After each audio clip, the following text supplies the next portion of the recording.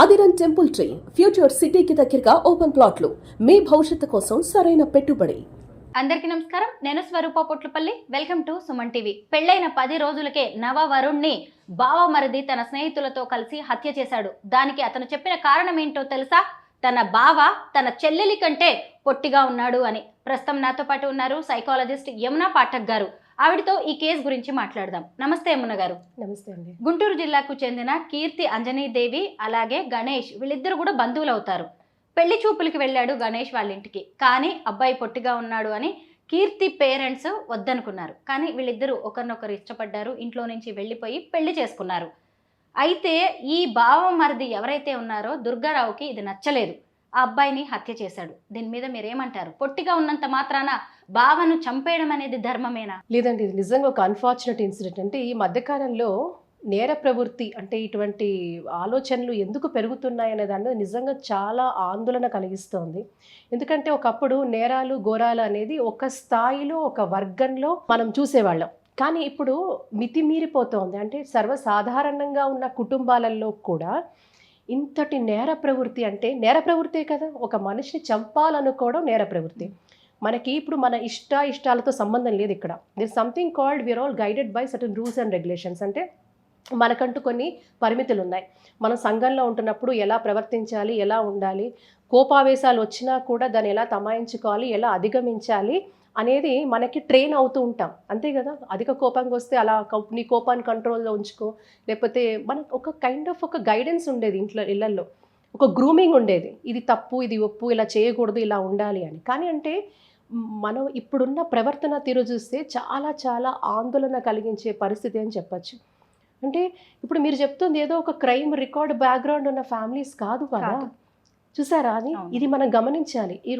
ప్రతిరోజు ఎక్కడో ఒక్కడ దేశ నలుమూలల్లో, లేకపోతే మన తెలుగు రాష్ట్రాల్లో తీసుకుంటే ఇలాంటి సంఘటనలు సర్వసాధారణంగా మనం పొద్దున్న లేచి అయ్యో వీళ్ళ ఇలాంటి పని చేసింది అని ఒక తలంపుతో మనం నిజంగా కూడా మనమే ఆశ్చర్యపోతున్నాం. ఏంటి వీళ్ళ ప్రవర్తిస్తున్నారంటే ఎంత తీవ్రంగా మనుషులు వాళ్ళ ప్రవర్తన శైలిని వాళ్ళు మార్చుతున్నారు అనేది, అది ఎంత భయంకరంగా ఉందనేది మనం నిజంగా ఆ కోణంలో చూడాలి. స్వరూప గారు, యమున గారు, ఇప్పుడు మనం ఫొటోస్ చూస్తేనే అర్థమవుతుంది కీర్తికి అలాగే గణేష్ కి మధ్య హైట్ డిఫరెన్స్ చాలా ఉంది.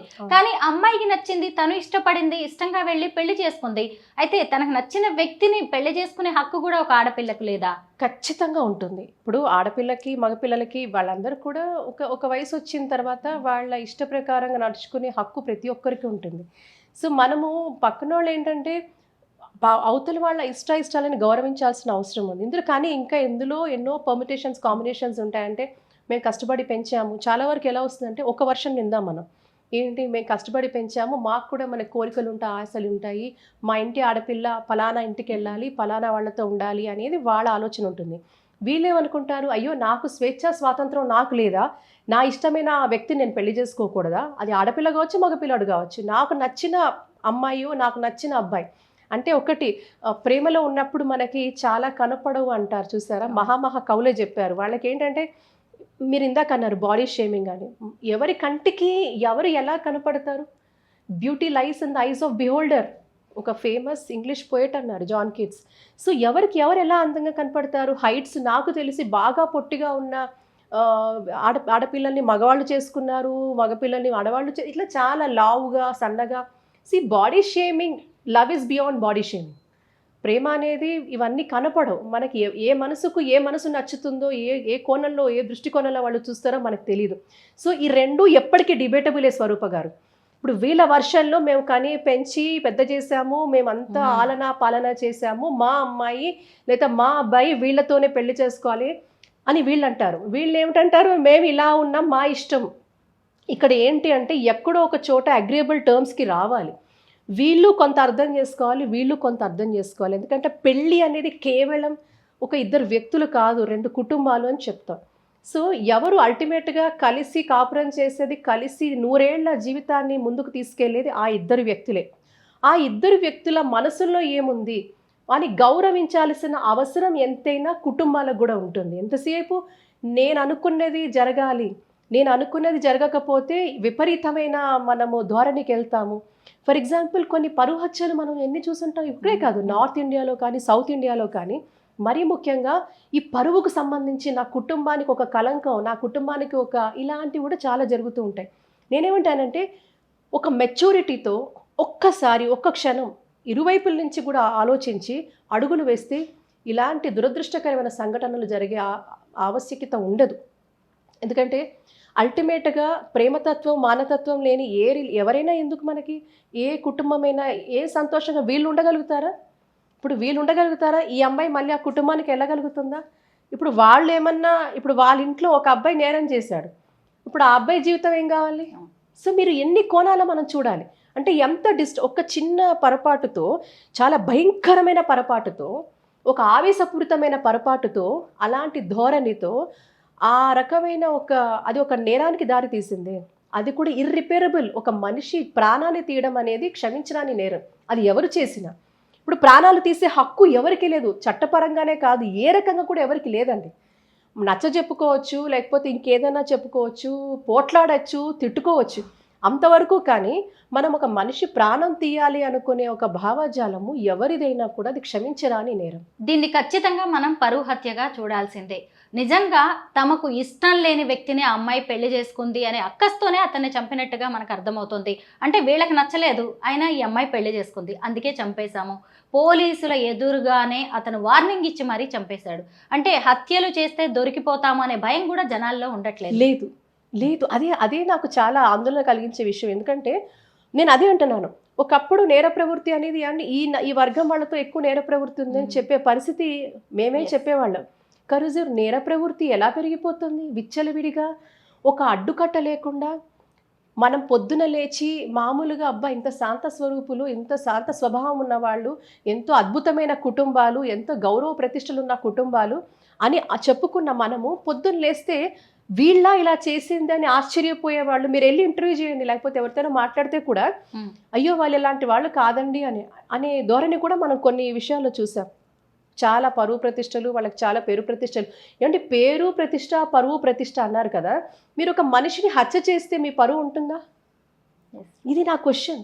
పరువు హత్యలు చేసేవాళ్ళు వాళ్ళ పరువు వాళ్ళు ఇంకా తీసేసుకుంటున్నారు కదా. ఇప్పుడు కనీసం వాళ్ళని వదిలేస్తే వాళ్ళ పాటికి వాళ్ళు బతుకుతారు. ఎందుకంటే మన కంట్రోల్లో ఉన్నప్పుడే మనం మన వరకు దాన్ని కంట్రోల్ చేసుకోవచ్చు. మీరు మీ పిల్లల్ని మీ చెప్పు చేతల్లో ఉంచుకోకుండా, మీ చెప్పు చేతల్లో మీరు వాళ్ళని తీర్చిదిద్దుకోలేకుండా సడన్గా వాళ్ళు మీకు నచ్చినట్టుగా ప్రవర్తించాలంటే, ఇప్పుడు చిన్నప్పటి నుంచే మీరు మా పిల్లల్ని మన కళ్ళ సైకిల్తోనే వాళ్ళు చెప్తే వాళ్ళు వినేటట్టుగా, అమ్మ నాన్న చెప్పేది వినేటట్టుగా, లేకపోతే మీ ఇష్టం అమ్మ మీరు ఏం చెప్తే అది, అలా మీరు పెంచితే బాగానే ఉండింది. మీరు అన్నీ వదిలేసి సడన్గా ఇలాంటి చేంజెస్ కావాలి, నా మనసులో ఉన్న కోరికలు వాళ్ళు తీర్చాలి అంటే అది కుదరని పని. మరీ ముఖ్యంగా ఇప్పుడున్న సమాజంలో అది కుదరని పని.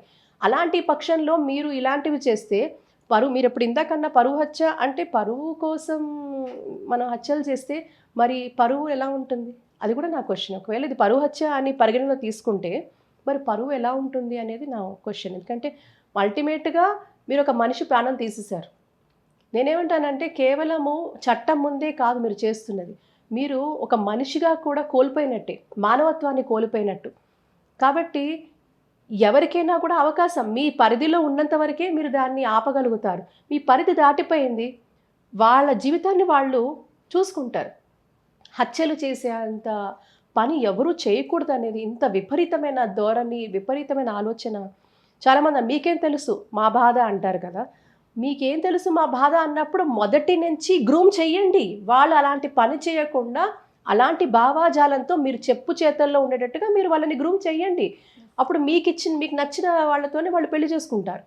లేదు సడన్గా మీ భావజాలం వాళ్ళ మీద రుద్దితే, ఫర్ ఎగ్జాంపుల్ మీ జీవితంలో అలాంటిది ఏమన్నా వస్తే, ఇప్పుడు ఎవరైతే ఇలాంటి పనులు చేస్తున్నారో వాళ్ళకి అలాంటి సంఘటన ఎదురైతే వాళ్ళు చేస్తే ఒకటి, పక్కన వాళ్ళు చేస్తే ఒకటే ఉండదు కదండి. సో జీవితంలో అనేక మార్పులు, సంఘటనలు ప్రతి వాళ్ళు చవి చూస్తూ ఉంటారు. సో సిచ్యువేషన్స్ బట్టి మారుతూ ఉంటాయి. మనం జడ్జి చేయకూడదు అంటాను. ద ప్రాబ్లం ఏంటంటే చెప్పమంటారా, ఒక జడ్జ్మెంటల్ యాటిట్యూడ్తో మనము వెళ్ళి మనం అనుకున్నది, మనకు నచ్చింది ప్రక్కన వ్యక్తి చెయ్యాలి అనే ధోరణి చాలా పెరిగిపోతుంది, విపరీతంగా పెరిగిపోతుంది. ఎక్స్పెక్టేషన్స్ బాగా పెరుగుతున్నాయి. సో ఈ ఎక్స్పెక్టేషన్స్ పక్కనోళ్ళు అలా ప్రవర్తించినప్పుడు, మ్యాచ్ అవ్వనప్పుడు వచ్చే ఫ్రిక్షన్, ఆ ఫ్రిక్షన్ని కంట్రోల్ చేయని నేపథ్యంలో అది విపరీతమైన ధోరణులకు దారితీస్తూ ఒక అగ్రెసివ్ దీనికి దారితీస్తూ ఆఖరికి ఒక క్రైమ్ని కూడా కమిట్ చేసే పరిస్థితులకు దారితీస్తుంది. అదే మన కళ్ళ ముందు కనపడుతుంది. సో సహనంతో, మంచి మనసుతో మన చేతుల్లో ఉన్నంత వరకు మనం సంరక్షించుకుందాం, చెప్పుకుందాం. లేదు చేయి దాటిపోయింది, చంపే ప్రయత్నం అయితే ఎవరు చేయొద్దంటాను, నేనైతే తప్పు అంటాను. అది దుర్గారావు అనే వ్యక్తి క్షణికావేశంతో తీసుకున్న నిర్ణయం అనేది ఇప్పుడు ఓ నిండు ప్రాణాన్ని బలి తీసుకుంది. ఇటు చూస్తే అన్న ఏమో జైలు పాలయ్యాడు, చెల్లెలికి ఇది తీరని దుఃఖం. సరే పొట్టిగా ఉంటే ఆమె కదా తన జీవితాన్ని అనుభవించేది, మధ్యలో ఈ అన్న వచ్చి అనవసరంగా ఓ ప్రాణాన్ని తీశాడు. ఇలా ఇంకెవరు చేయకండి దయచేసి. బాడీ షేమింగ్ అవుతుంది, ఇంకొకరి జీవితాన్ని నాశనం చేయడమే అవుతుంది. Thank you so much Yamuna గారు.